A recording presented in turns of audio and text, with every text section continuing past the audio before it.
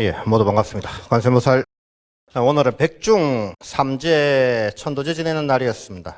오늘은 백중 기간 날 우리가 천도제를 지내는데 어떻게 하면 천도제를 잘 지낼 수 있을 것인가? 늘 잘 지내고 계시지만 좀 더 잘 지낼 수 있는 방법을 우리가 항상 독송하는 뭐죠?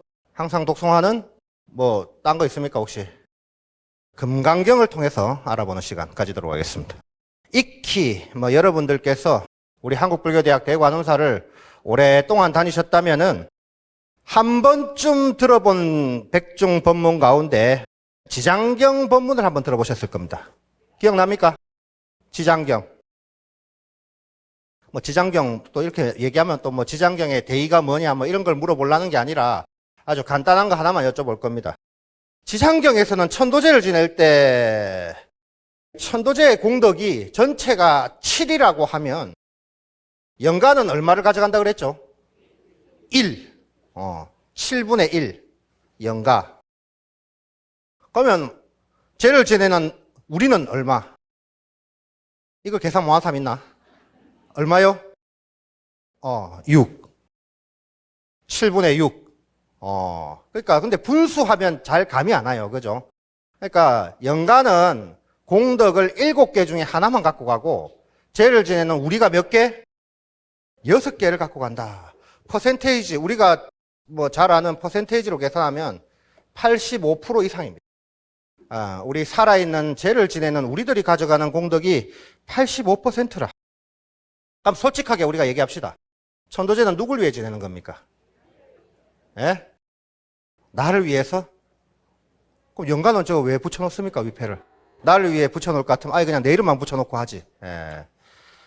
그렇게 얘기하면 안 돼요. 불자가. 제가 질문을 그렇게 유도했다고 답을 그렇게 쪼로록 나를 위해서 하는 겁니다. 이러면 됩니까? 15%가 있는데 15%는 연간을 위한 공덕인데 어떻게 대답해야 된다? 연간인과 나를 위한 의식이다. 이게 정답입니다. 아시겠죠? 어디 가가지고 우리가 85% 먹으니까 우리 거 아닙니까? 이러면 안 된다 그 말이에요. 단순히 공덕을 누가 더 많이 받고 덜 받는가 이런 문제가 아닙니다. 지장경에서는 7분의 1, 연간은 7분의 1, 살아있는 우리 제자들은 7분의 6이라고 이렇게 말씀을 하셨습니다. 확정적으로. 그러면은 어떻게 하면 이 공덕을 우리가 7분의 6을 가져가고 연간은 7분의 1만 받으니까 됐다. 우리가 더 많이 받으니까 천도제 됐다. 이래 생각하면 안 되고 어떻게 하면 이 공덕을 더 크게 받을 것인가 이걸 우리가 고민을 해야 된다. 금강경의 표현대로 하면 뭡니까? 기복덕 불가사량이라. 그 복덕을 한량없이 많이 받는 그런 방법을 우리가 생각을 하고 그렇게 해야 된다 그 말입니다. 안 그렇습니까? 같은 7분의 1, 같은 7분의 6이라도 만약에 70이라 공덕이 70의 공덕이 있으면 연간을 얼마를 가져갑니까? 10. 산수가 잘 안 됩니까?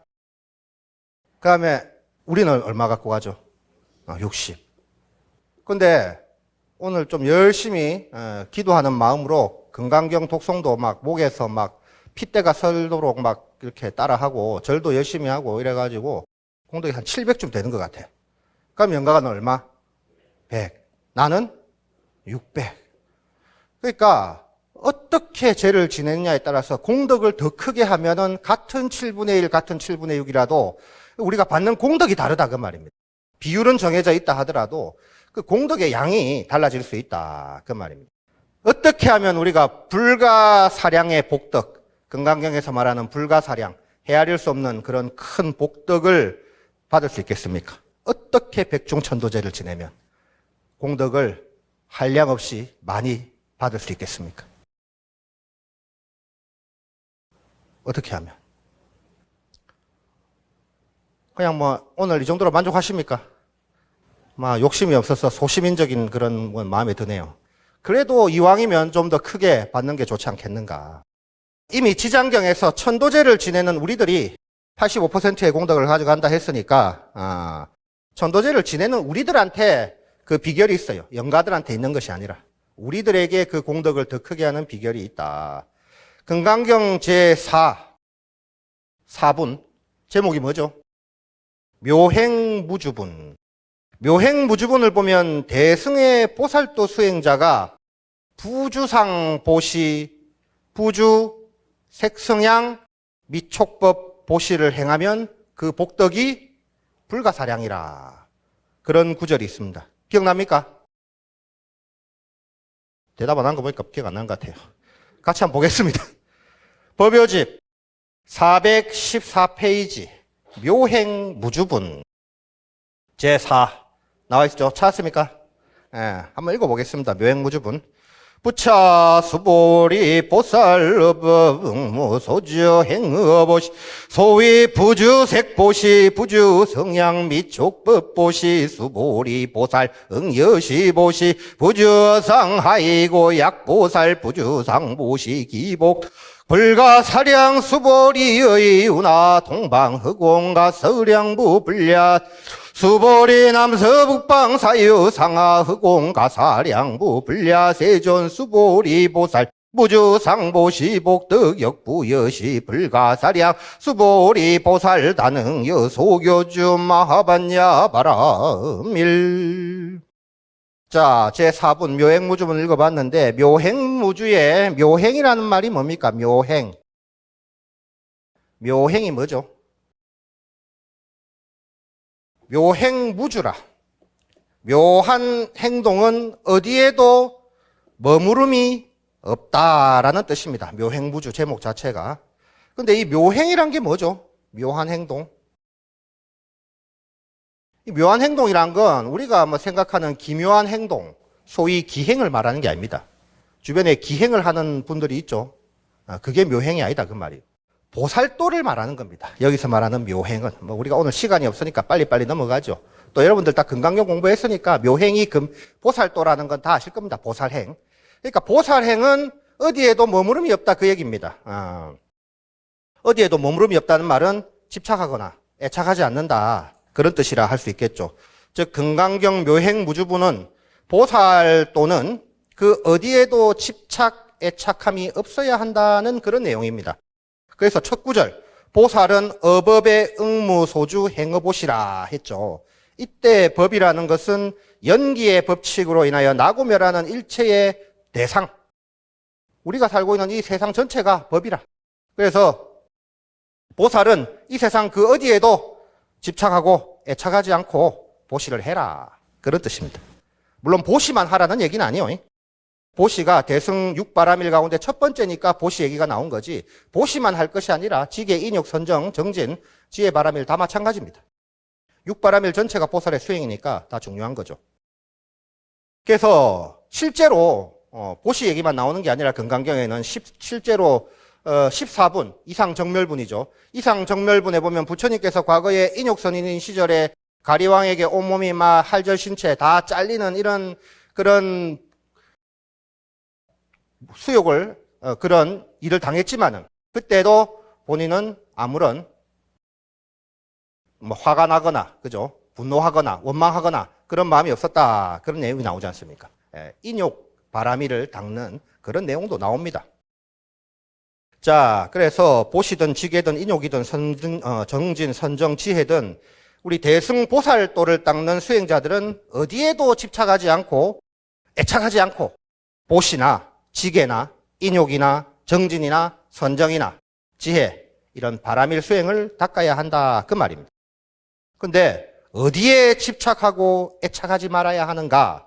그것은 그 다음에 나오는 소위 부주색 보시, 부주성향 미촉법 버시에 나와 있죠. 색성향 미촉법에 집착하고 애착하지 말고 보시 마라밀을 비롯한 육바라밀 수행을 닦으라 그 얘기입니다. 여기서 소위 부주색 나왔어요. 그 다음에 뭐가 나왔습니까?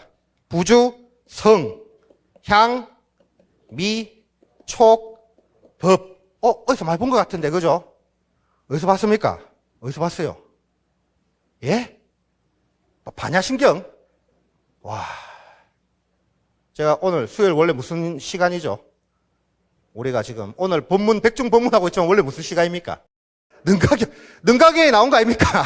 색성향 미촉법, 안이비설신이 안식, 이식, 비식, 설식, 신식 그 대상 색성향 미촉법 능가경에 나온 내용인데 여기서 색이라는 것은 뭡니까? 보시를 할 때 색에 머물지 말라는 것은 색이라는 것은 색깔이란 뜻인데 원래 색깔이라는 것이 눈으로 보는 거잖아요. 눈으로 분별하는 것이니까 우리가 공부하고 있는 능가경의 표현을 빌린다면 뭡니까?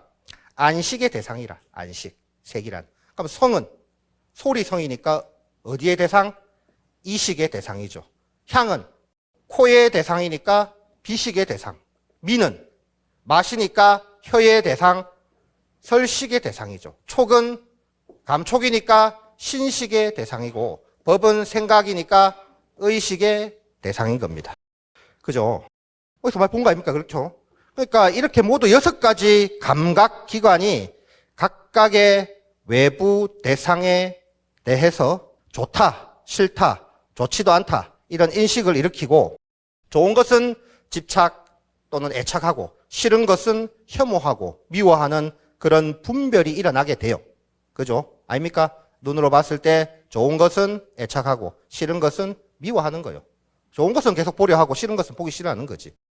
귀로 듣는 것도 마찬가지고 코로 냄새 맡는 것도 마찬가지고 혀로 맛보는 것도 마찬가지고 그죠? 감촉이나 생각조차 다 마찬가지입니다. 그런 분별이 일어나는데 보살 수행자는 그런 집착, 애착, 혐오와 같은 분별에 얽매이지 말고 육바라밀의 수행을 닦아라. 그 가운데 이제 보시바라밀이 나온 거죠. 보시를 해라 그 말입니다.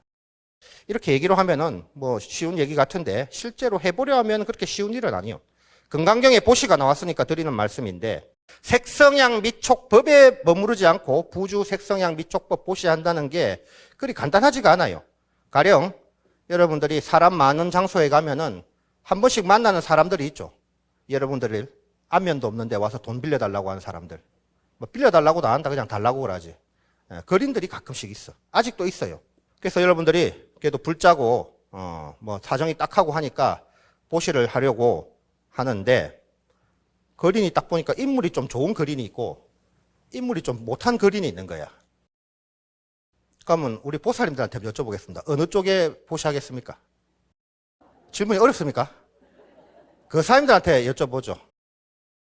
터미널 이런 데 갔는데 어떤 거린이 아니고 젊은 여자가 와서 차비가 부족하다고 좀 보태달라 그러는데 젊은 여자분이 한번 오시고 나이 드신 좀 보살님이 한번 오시고 어느 쪽에 흔쾌히 보시하시겠습니까? 왜 다 웃고 대답을 안 하죠? 어느 쪽에 하겠습니까? 나이 많은 보살님한테 보살님들은 잘생긴 거린 못생긴 거린 잘생긴 거린 보살님들은 정직하네. 근데 다 틀렸다. 안 그렇습니까? 방금 금강경에서 뭐라 그랬어요? 부주 색성양 미촉법 보시하라 그랬잖아. 그런데 얽매이지 말고 보시하라 그랬지 않습니까? 뭐 생긴 거에 구애받지 말고 보시하고 나이 젊고 나이 들고 이런 데 구애받지 말고 보시하라는데 젊은 사람한테 보시한다. 못생긴 사람한테 보시한다. 잘생긴 사람한테 보시한다. 지금 이런 소리를 하고 있는 거예요. 금강경 우리가 헛배운 겁니다. 이랬어. 물론 좋고 싫음에 따라 보시하는 일도 좋은 일입니다. 안 하는 것보다는 100배 나은 일이지. 안 그렇습니까? 그죠? 거린들한테 뭐 마음에 드는 좀 생긴 게 괜찮은 거린한테 주는 거나 그게 낫지. 안 주는 것보단 나아. 그죠? 근데 그런 복은 유루복이라 그래. 유루. 언젠가는 다 떨어지는 복이다. 그런 복은 지어도 오래 못 간다 그 말이요. 복은 복인데 오래 못 가는 복이라. 그러니까 우리 금강경을 공부하는 불자들은 그런 복이 아니고 무루복을 지어야 된다 그랬거든. 세지 않는 복, 다함이 없는 복, 어마어마하게 큰 복을 지어야 한다. 그래서 유루복은 다 지을 수 있어요. 세상 사람들이 다 짓는다. 그러니까 우리가 세상 사람들이 선하다, 착하다 하는 것은 전부 다 유루복을 짓고 살기 때문이라. 하지만 그 복은 그렇게 오래 가지는 못합니다. 우리 불자라면은 유루복도 지어야 되겠지만 무루복도 지어야 된다. 유루복이 아니라 무루복, 다함 없는 복을 지어야 되지 않겠느냐 그 말이죠. 그래서 이런 다함 없는 복을 지으려면 금강경에서는 무주 색성향 미촉법 보시를 하고서 부주어상 해야 된다 그랬어요. 기억납니까? 부주어상. 부주어상이 뭐라? 부주어상. 거기 414페이지 끝에 있지 않습니까? 부주 성향 미촉법 보시 수보리 보살 응여시 보시하고 부주어상. 그죠? 415페이지 첫 번째 줄. 부주어상이 뭡니까? 부주어상 뜻이 뭡니까? 그렇죠. 상에 머무르지 마라 그 말이죠. 상에 머무르지 마라. 이 상이라는 게 뭡니까? 상. 모든 분별에 머물지 마라 그 말입니다. 모든 분별. 아까 말씀드렸죠. 거린을 봤을 때 얼굴이 잘생기고 못생기고 이런 상, 또 거린이 좀 안 씻어서 냄새가 나고 또 또 어디서 씻었는지 냄새가 향기롭고 이럴 수도 있고 그런 향기, 예? 그런 감각, 그죠? 목소리 이런 데 머물지 말고 할 도리를 해라. 보시를 할 거면 보시를 하고 인욕을 하려면 인욕을 하고 그 말입니다. 즉 보시하는 대상인 거린, 우리가 거린 얘기가 나왔으니까 하는 얘기인데, 그리고 보시를 하는 주체인 나에 대한 분별과 집착, 애착을 하지 말고 보시를 해야 된다 그 말입니다. 그러니까 뭐 거린이 어떤 거린인지 신경 쓰지 말고, 또 내가 지금 하는 행동에 대해서 뭐 나는 지금 보시한다, 좋은 일 한다 이런데 머무르지 말고 그냥 보시라는 행위 그 자체만 해라 그 얘기요. 근데 보시의 대상과 주체에 대한 분별, 그러니까 거린과 나를 생각하지 않고 한다고 하는데 이게 가능한 얘기냐 그 말이지. 가능한 일이냐. 가능합니까? 내가 누구한테 보시를 하는데 내가 그 사람이 누군지 신경 전혀 안 쓰고 또 내가 지금 보시한다는 생각을 전혀 하지 않고 보시를 한다는 거, 이게 가능합니까? 가능하던가요? 전철이나 버스에서 자고 있는데 누가 내 돈을 들고 왔으면, 내가 모르는 사이에 내 돈을 누가 들고 왔으면 보시했다 이렇게 생각하면 그럴 수도 있지. 근데 그런 게 아니잖아요 지금. 한량없는 복을 받는 무주상 보시는 누구한테 보시한다는 생각, 그리고 내가 보시한다는 생각 이런 게 없어야 되는데 어떻게 그게 가능하냐 그 말이지. 어떻게 하느냐. 일단 보시는 떼어놓고 무주상에 대해서 알아보겠습니다. 무주상. 부주상, 무주상. 무주상이란 말은 머물지 않는다는 말이라. 상에 머물지 않는다는 말이죠. 여기서 생각이라는 것은 앞서 말씀드린 분별, 집착, 애착과 같은 것을 우리가 상이라고 그래. 그래서 분별이나 집착, 애착에 머물지 않는 것을 무주상이라 하는데, 내가 거린한테 보시한다고 할 때 보시의 대상, 거린이죠. 그리고 보시를 하는 나 자신, 이런 분별을 하고 이것은 좋은 일이다, 이렇게 집착과 애착을 일으키게 되는 거죠. 그러면은 이런 분별, 집착, 애착을 일으키면 이건 나쁜 거냐? 나쁜 게 아니라고 제가 앞서 말씀드렸습니다. 분별해도 돼요. 좋은 일 할 때는 분별해도 됩니다. 내가 이렇게 좋은 일을 했다, 내가 저 사람들한테 이렇게 도와줬다, 이런 분별을 해도 됩니다. 하지만 그것은 유루복이다 그랬죠. 다함이 있는 복이다. 복을 지으려면, 이왕 지으려면 큰 복을 지어야 되죠. 무루복을.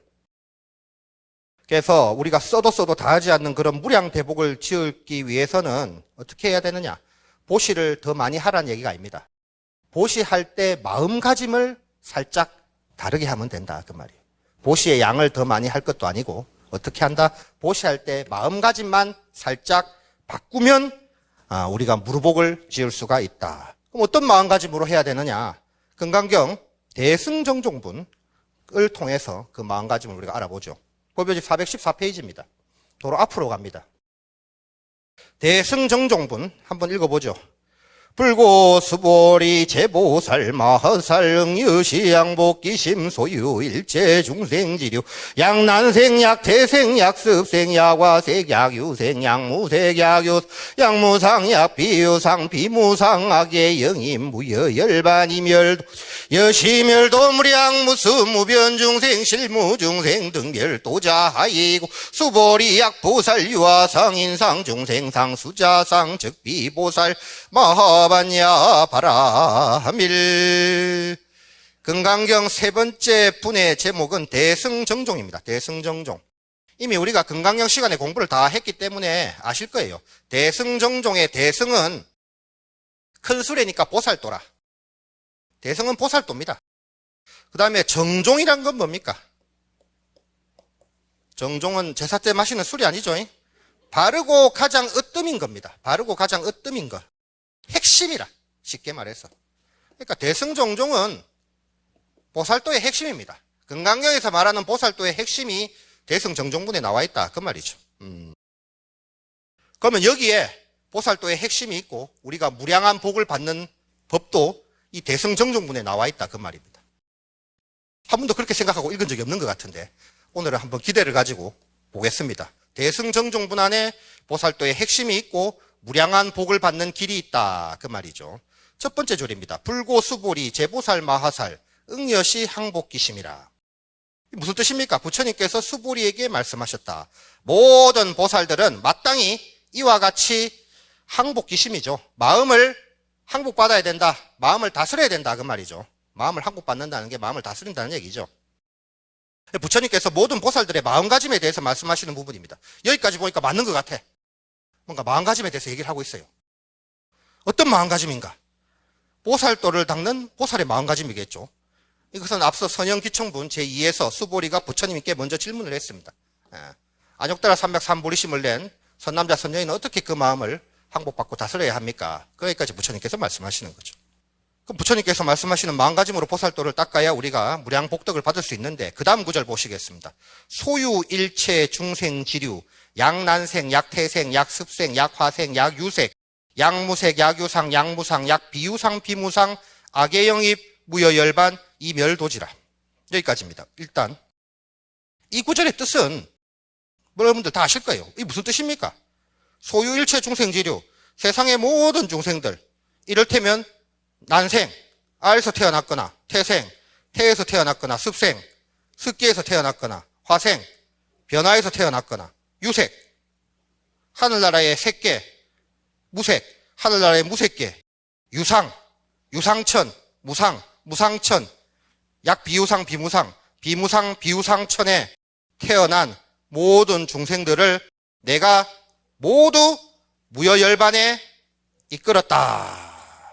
이런 뜻이죠. 여러분들 기억납니까? 그러니까 여기 나오는 난생부터 비유상, 비무상까지 9종류의 중생들을 내가 다 제도했다. 그 말입니다. 제도한다, 제도하겠다. 이런 뜻이라. 근데 이 여러 종류의 금강경 해설서, 시중에 나와 있는 금강경 해설서들을 보면 난생은 알에서 태어나는 중생, 태생은 어디서? 태에서, 엄마의 배에서 태어나는 중생이고, 습생은요? 습생은 어디서 태어난 거라? 예? 뭐 공부를 다 다른 데서 했는가? 뭐 습기에서 태어났다 그러죠. 예. 습기가 정확하게 뭔지 모르겠습니다만은. 그 다음에 화생은 뭐라 그랬습니까? 변화해서 갑자기 뭐 태어나는 중생. 색계, 무색계의 중생들은 뭐 천상세계의 천인들이다. 이래 다 설명을 해놨죠. 그죠? 기억이 안 납니까? 하도 뭐 금강경 공부한 지 오래돼가 기억이 안 날 수도 있어요. 근데 왜 기억이 안 나겠습니까? 금강경 공부를 단지 오래 해서 기억이 안 나는 게 아니다 그 말이에요. 왜냐하면 이런 중생들은 우리가 본 적이 없어. 뭐 알에서 나는 중생은 봤는데요. 우리 집 뭐 새 뭐 이런 거 있죠. 파충류 알에서 나던데요. 뭐 그런 중생 가까이 몇몇은 있죠. 뭐 난생 뭐 이 정도 습생, 태생, 우리 집 강아지 고양이는 엄마 배에서 나오고 알에서 나오는 물고기 새 이런 건 난생이고 습생은 뭔지는 모르겠지만 뭐 벌레 같은 거 습생 아닙니까? 근데 그런 중생들은 안다고 하더라도 그 다음부터는요. 화생 본 적 있습니까? 화생이 뭐라 도대체? 그 다음에 뭐죠? 유색. 유색이 뭐예요? 무색. 무색의 중생 본 적 있습니까? 유상, 무상, 약비유상, 비무상 중생 본 적 있습니까? 우리는 인간 몸을 받고 살고 있기 때문에 우리 인간 입장에서는 난생, 태생 정도만 봤지 뭐 습생도 사실 뭔지도 몰라. 그러니까 난생, 태생의 중생들은 어찌어찌 우리가 제도하려고 교화하려고 노력할 수 있어. 새나 짐승들을 어떻게 우리가 아끼고 동물들을 보호할 수는 있는데 화생부터 사실 습생부터 약비유상, 비무상 중생들은 본 적도 없는데 어떻게 우리가 제도를 하란 말이에요. 그러니까 이 구절을 우리가 공부를 해도 기억이 안 나는 게 너무나 당연하다. 안 그렇습니까? 보신 적 있어요? 화생 본 적 있다. 근데 이 어려운 구절 육조 해능스님께서는 육조 해능스님은 진짜 남분은 남분이라 대단한 분이라 이 구절을 기존의 해석과는 완전히 다르게 해석을 하셨어요. 해능스님은 글을 모르셨다 그랬잖아요. 일자무식이라 그랬거든. 일자무식이란 말이 글자 하나 모르는 까막눈이다 이런 부정적인 뜻도 있지만 또 다르게 생각하면 뭡니까? 기존의 학문의 영향을 안 받았어요. 기존 관념에 기존의 고정관념에 영향을 받지 않은 아주 자유로운 사고방식의 소유자라는 말도 돼요. 해능 스님은. 그래서 이 구절을 완전히 다르게 해석을 했습니다. 어떻게? 난생, 습생, 태생, 화색, 유색, 무색, 무상, 유상, 비유상, 비무상의 9종류의 중생을 태어나는 방식이 아니고, 이거는 어떻게 태어난다, 알에서 태어나고 물에서 태어나고 헛개비처럼 태어나고 이런 게 아니고 인간이 가진 성품이다, 이렇게 해석을 하셨어요. 인간이 갖고 있는 9종류의 성품, 인간의 9종류의 특징, 인간의 9가지 개성, 이렇게 생각을 하신 거예요. 그래서 난생은 뭡니까? 알에서 태어난 중생이 아니고 알 껍데기같이 단단한 고정관념에 쌓여있는, 알 껍데기같이 단단한 의혹과 미혹에 쌓여있는 어리석은 성품을 가진 중생이 난생이다 그랬어요. 그러니까 주변에 아주 깝깝한 사람들 있죠. 그런 사람들이 난생의 성품을 가지고 있다 이 말이라. 해능 스님 말씀. 그 다음에 습생은 뭡니까? 습은 습기잖아. 습기. 끈적끈적한 거. 그래서 습생은 뭡니까? 끈적끈적한 그런 그릇된 미신이나 그런 사고방식에 빠져서 헤어나오지 못하는 성품을 가진 중생. 그걸 습생이라 그랬어요. 주변에 그런 사람들 있잖아요. 대도 않는 이런 이상한 말을 그런데 꼭 얽매이는 사람들. 끈적끈적한데 얽매이는 그런 사람들. 화생은 뭡니까? 되다 화자잖아. 되다 화. 이것도 되고 저것도 되고. 줏대 없는 중생들. 화생이라. 왜요? 왜 웃습니까? 그죠? 그 다음 태생은 뭡니까? 태생. 태생은 부모한테서 나오는 거잖아. 그러니까 부모한테서 태어나는 이런 중생들은 부모의 그런 특징을 그대로 물려받거든. 그래서 태생의 중생들은 습관에 얽매이는 중생들이라 그래. 습관. 습관. 그 다음에 유색. 유색은 뭡니까? 있을 유자에 색색자니까 이런 사람들은 있다는 견해. 일단은 견해로 이 세상을 판단하는 성품. 유물론자 같은 사람으로 보면 되겠죠. 모든 것은 물질이다. 그럼 무색은 뭐겠습니까? 이런 사람들은 없다는 견해로 세상을 판단하는 성품을 가진 중생들이겠죠. 회의론자 비슷하게. 그 다음에 유상이란 뭡니까? 유상. 유상은 생각을 가진 중생이라는 뜻이니까 어쨌든 자기 생각으로 진리를 깨우치려는 성품을 가진 중생들이라. 공부 많이 해서 경전 많이 읽고 책 많이 읽고 해가지고 어쨌든 내 생각으로 내 깜냥으로 진리를 내 깜냥 안에 들이겠다는 거지. 내가 진리로 들어가는 게 아니라 진리를 내 생각 속으로 들이겠다는 사람들이죠. 그런 사람들이 유상이다. 무상이란 아무 생각 없이, 아무 생각이 없어야 진리를 깨칠 수 있다, 이렇게 생각하는 사람들이 바로 무상이다. 그리고 이도 저도 아니면서 이것도 아니고 저것도 아니면서 진리를 깨치려는 성품을 가진 중생을 비유상, 비무상이다. 해능 스님은 이렇게 해석을 하셨어요. 그러니까 오히려 이쪽이 제가 봤을 때는 사실 이 해석은 틀린 해석입니다. 경전을 봤을 때는. 그런데 해능 스님의 이 해석이 오히려 좀 더 현실적이지 않나.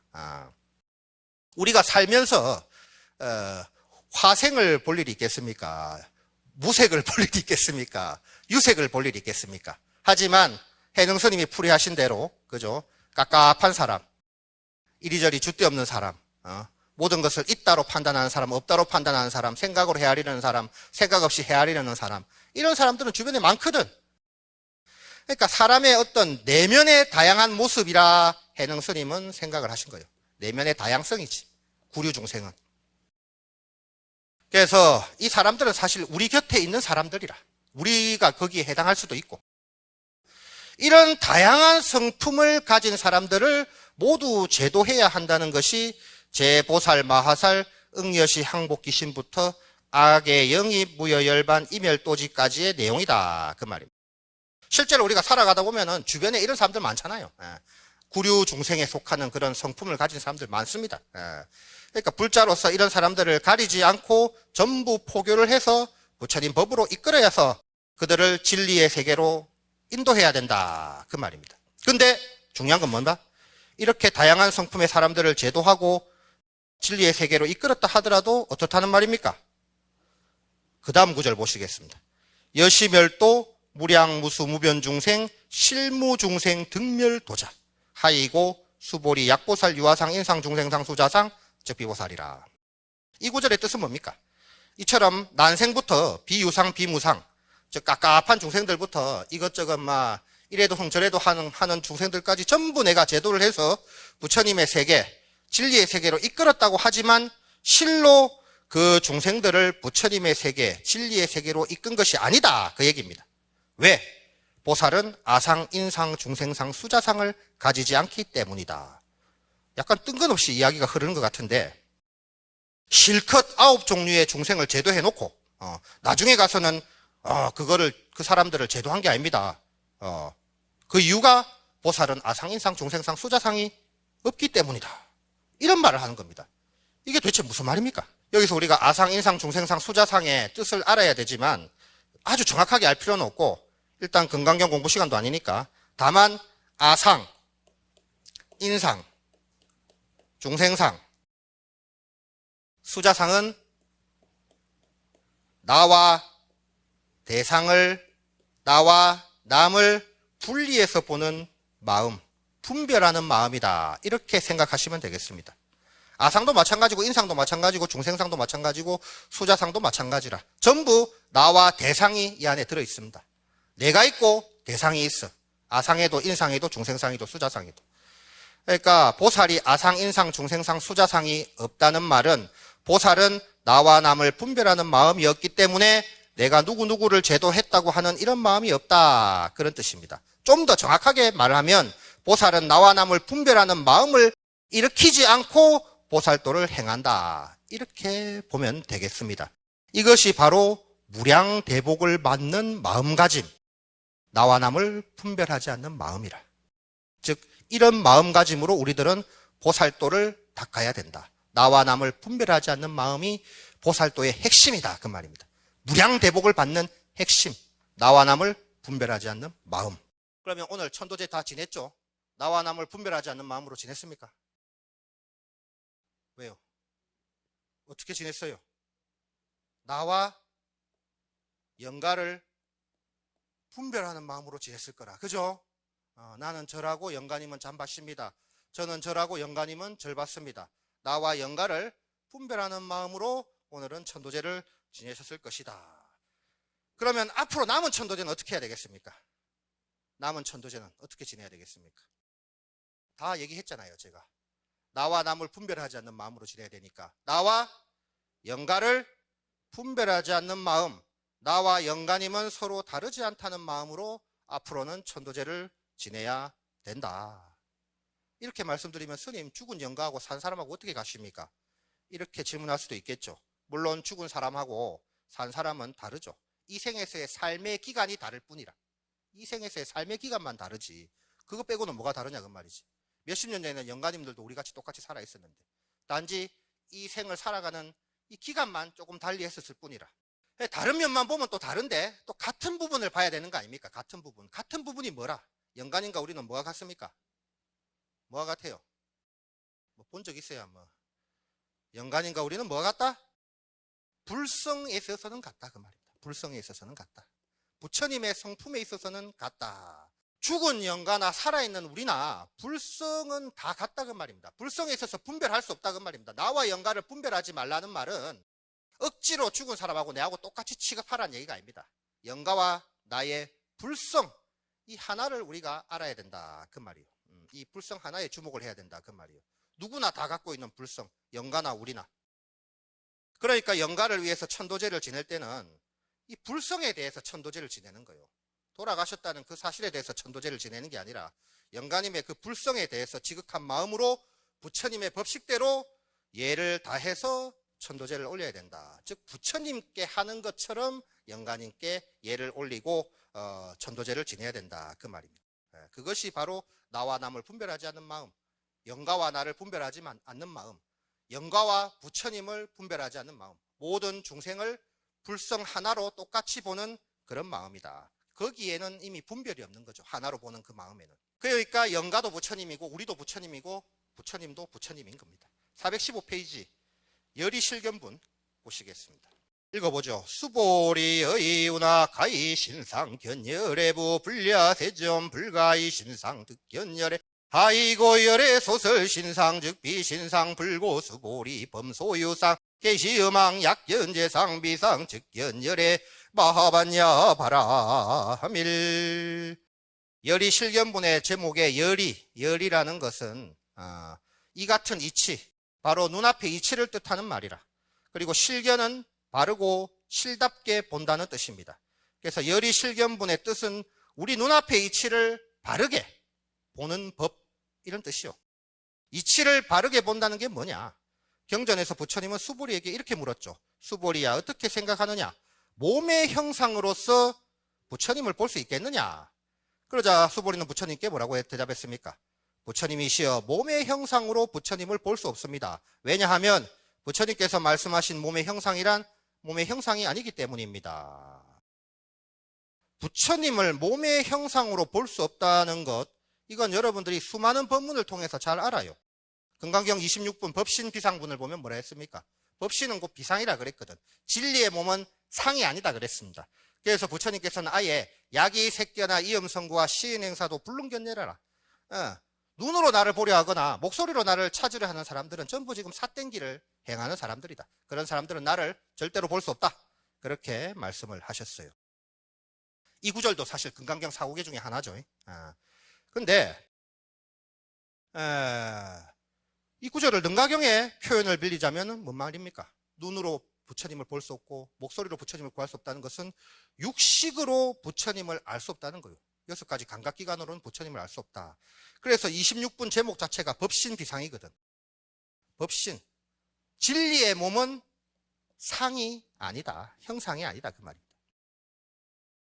따라서 진실한 부처님을 보기 위해서는 어떻게 해야 되는가? 바로 우리들이 금강경에서 잘 아는 구절, 가장 잘 아는 구절 그대로라. 바로 열이실견분에 나와 있는 개송 그대로입니다. 416페이지 뭐라 해놨습니까? 부처님께서 범소유상 계시음왕 약견재상비상 즉견열해라. 이 무슨 뜻입니까?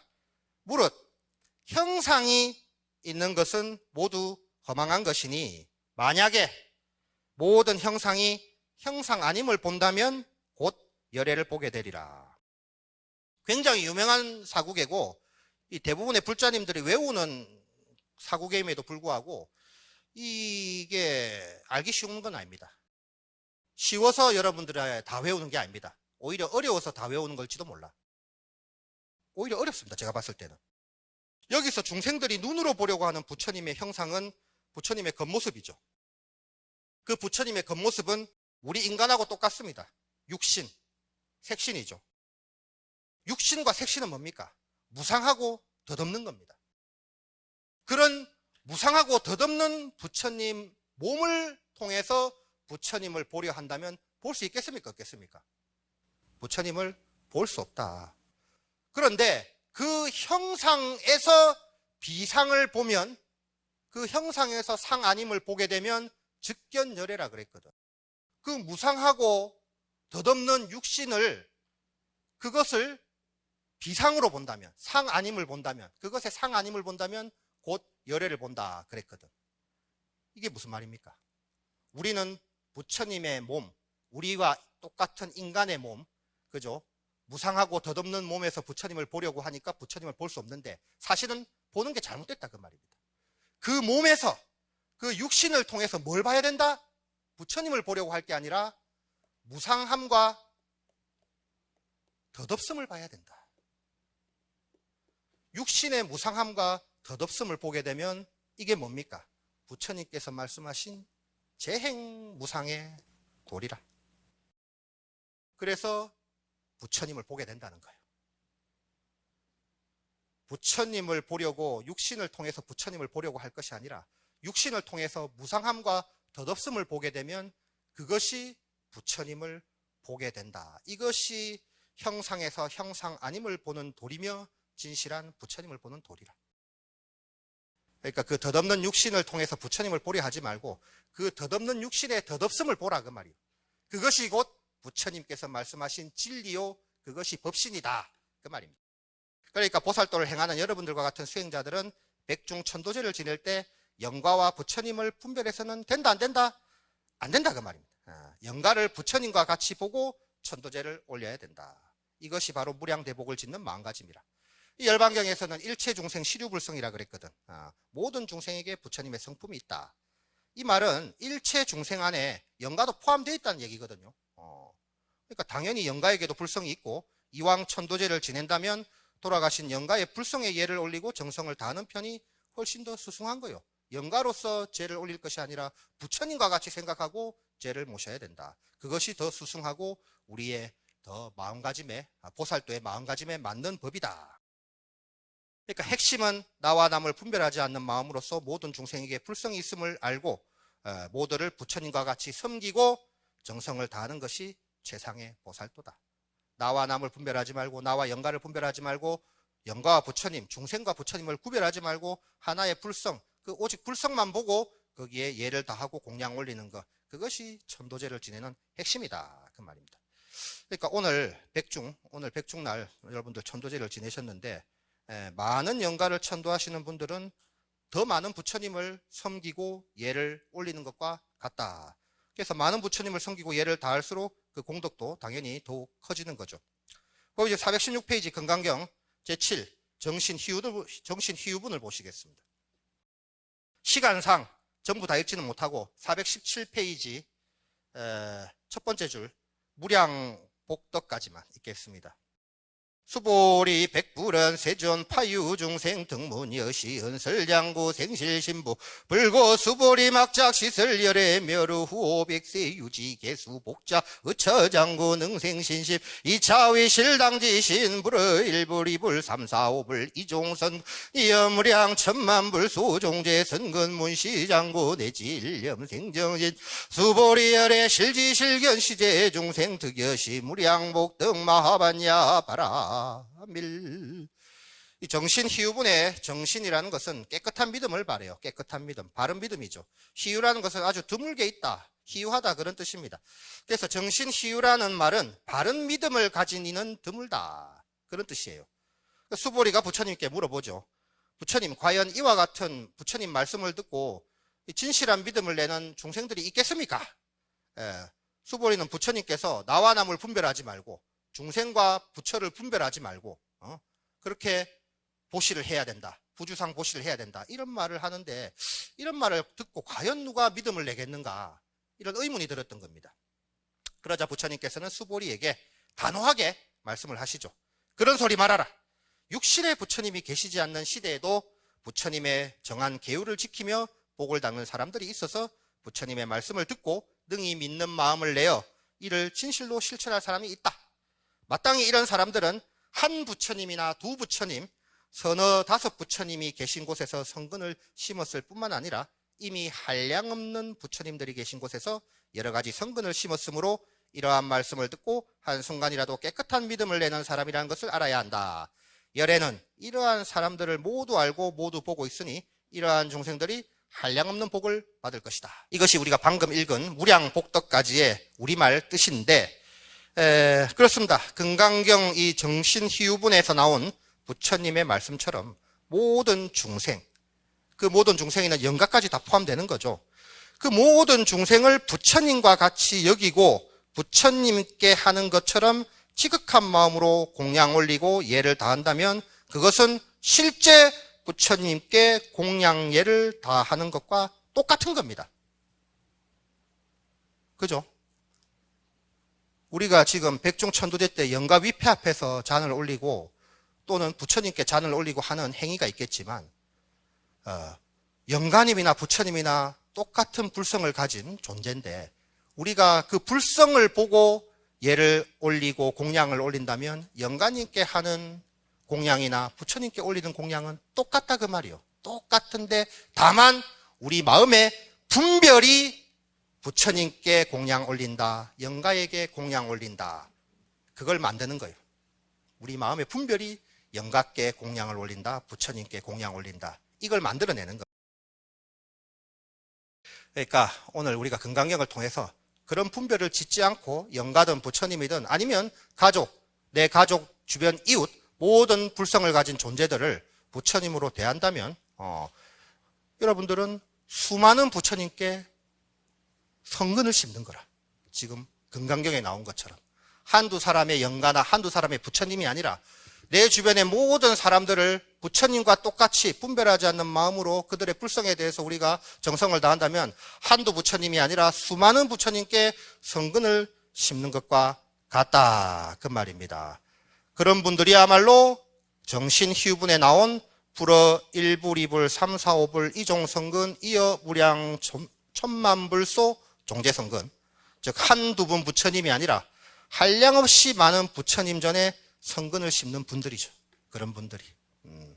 그러니까 수많은 부처님께 성근을 심는다는 것은 전국에 유명한 도량 찾아다니면서 부처님께 그 부처님들 상호 다 챙겨나고 뭐 공양 올리고 하는 게 아니라 내 주변에 있는 사람들, 내 주변에 있는 영가들, 그리고 모든 그런 중생들, 일체 중생들을 분별하지 않는 마음으로 부처님과 똑같이 공양 올리고 하는 그 마음이 바로 수많은 부처님께 성근을 짓는 것이다. 이렇게 백중을 맞이해서 제가 백중천도제를 잘 지내는 법, 공덕을 더 많이 받는 법, 그것에 대해서 말씀을 드렸습니다. 간단합니다. 무분별의 마음. 그 무분별은 바로 일체 중생과 부처를 분별하지 않는 마음에 있다. 그 마음으로 여러분들께서 천도제를 지내신다면 한량없는 공덕을 짓는 것이다. 그렇게 말씀을 드릴 수 있고, 그렇게 하시는 분들은 모두 무량복덕, 득여시 무량복덕, 한량없는 복덕을 받으실 겁니다. 그 한량없는 복덕이란 것은 바로 부처님께서 말씀하신 바로 빠냐바라밀이겠죠. 우리들이 뭐 그간 불교 공부 많이 했습니다만은 모든 중생에게 불성이 있다는 말은 많이 들어서 알고는 있어요.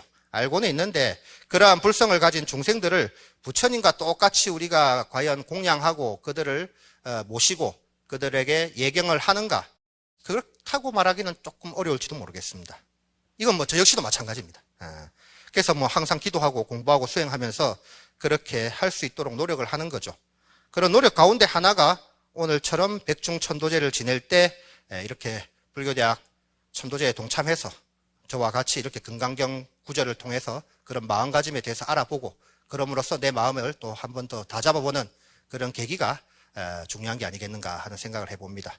아무쪼록 금강경의 이 말씀 잊지 마시고 항상 모든 주변의 사람들, 생명체들, 부처님과 같이 예경하는 마음으로 수행, 기도, 공부하셔서 무량한 복덕을 꼭 받으시기를 기원합니다. 마치겠습니다. 관세음보살.